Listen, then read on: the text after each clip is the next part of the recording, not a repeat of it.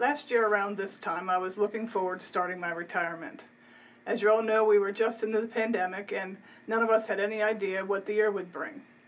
But I knew come July 1st, 2020, I'd be retired and I could start doing all the wonderful things I dreamed of doing during my retirement years. All of those hopes and dreams came to a screeching halt on August the 30th, when I was hospitalized because of a cat scratch on one of my legs that had become infected and a torn meniscus on my other leg. I was taken to the hospital by ambulance because I could not walk, and when I got there and had a few tests, I got the shocking news that I was septic, critically ill, and was actually asked by one of the doctors, "If you code tonight, do you want us to resuscitate you?"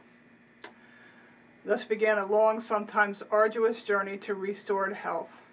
I was in intensive care at the hospital for a while, then transferred to a nursing home rehab facility for 4 weeks, which was an absolutely horrible experience, until I was finally transferred to Encompass Health in Middletown, where they literally saved my life and set me on the road to recovery. All in all, I was out of my home from August 30th until October 26th, and for the majority of that time, through all the ups and downs, I was totally alone, aside from the facility personnel. Because of COVID, I was able to have nobody with me. It was without a doubt the worst and the biggest struggle of my life. But thanks be to God, because of God's love and grace and because of the tremendous family and friends God has given me, I have come a long, long way. I'm still in physical therapy, but other than that, I do pretty much everything I did before. I'm driving, doing fun things like laundry and cleaning, finally seeing family and friends, and even enjoying lunches out with them. I will never again take for granted the simple things of life, like the ability to stand up and move around, the blessing of a shower. I went 4 weeks having sponge baths in the bed. The joy of breathing fresh air. I went 5 weeks without breathing fresh air. And most of all, the joy of being with people. Whenever I get discouraged with my progress, or lack thereof, I think back to October 8th when I arrived at Encompass by ambulance, unable to walk, and I remember how far I've come. God is good, and at every point in this long journey, God has been there, even in the times of my deepest struggles. God would show up in a person with a smile or a surprise cup of coffee or an encouraging word from a therapist. And one of the things that happened to me on this journey was that I became so very aware of the many gifts that the church has that they can share with people when they go through experiences like I did. And that's what I want to talk to you about for a few minutes this morning. Because I was so alone and so isolated and so sick, there were times when I didn't think I was going to make it. I was really struggling, and on top of that, I was being bombarded on all sides by an endless stream of doctors I didn't know, throwing all sorts of information at me, telling me about what they were going to do. And then when I was ready to be moved from the hospital, I was given literally 30 minutes to tell them where I wanted to go. They gave me a 10-page list of places to choose from, and I chose one that a member of our church had been in a number of years before and had done okay. Turned out to be the worst choice of my life, because the care I received there was really bad, to the point that I demanded to be moved because I thought I would lose my life there. I tell you all of that to say that I think one of the greatest things that churches can do is to be there for people going through those tough times like I did, and to be advocates for them. Not to make medical decisions for them, but to stand with them or sit with them. Be another set of listening ears.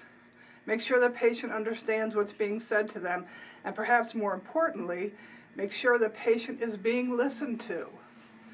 Very few doctors asked me anything or invited me to say anything. They just spoke at me, and they told me what they were going to do. Patients have a right to be heard. They need to be heard, and an advocate from the family or the church can make sure that happens. So churches, be on the lookout for people in your church family who are alone, who need you to advocate for them. It can be a life-saving gift for them.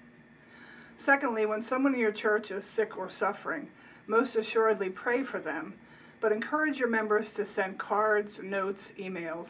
They mean more than I can tell you. Tell members to text the person, but don't call them. You know, sometimes patients don't have the energy for phone calls, but they'll take them so they don't hurt your feelings. Texts and emails are so much better. One of the things my family and friends did was surprise me occasionally with things like flowers or Dunkin' Donuts coffee, my favorite, salads from Chick-fil-A and Salad Works and things like that. They would drop them at the door of the facility where I was staying, and the personnel would deliver them. They were a godsend and provided a boost of hope and light in a dismal time. Another thing that meant a great deal to me was the support of my clergy colleagues. A few really close friends who supported me day and night, but then the clergy of the Wilmington district as well, who put together a wonderful video with words of love and encouragement from many of my colleagues. I will never forget how touched I was by that. Putting together an encouraging video for somebody in your church who is hurting can be done pretty easily, and it will mean the world to them. And finally, follow up when the person goes home. Churches are really good at providing meals, transportation help, cleaning help, and so on. And that's all wonderful and so needed, but, and here's the big but, have somebody in the church coordinate the efforts. It's overwhelming for the recovering patient to keep track of everything, and if it's not coordinated, that person can end up with more food than they can use, too many people around at the same time. Having everybody go through a coordinator at the church keeps things from being overwhelming and spaces out the care. You know, I know a lot of your churches do ministries in hospitals and nursing facilities, and I would encourage all churches to do that, especially after the pandemic ends and they open back up. Offer Bible study, do game or movie nights, offer worship services, take magazines or papers to patients. Be a presence however you can, because the hours are long and the struggle is hard, and any kind of encouragement you can bring will help restore those persons to health again. You know, looking back on these past months in my life, I always think of Jesus' story of the paralyzed man who was carried by his friends to see Jesus. You know, the ones who were undeterred by the large crowds blocking their way, and they took their friend to the roof and lowered him down through the roof to Jesus. In many ways, his story is my story. All along this journey of ill health, family and friends took me to Jesus in so many ways, and it has made all the difference in my life and in my recovery. So may you and your churches be on the lookout for ways that you can carry those who are hurting to Jesus. And if you need help or more ideas, just give me a call. Thanks for listening.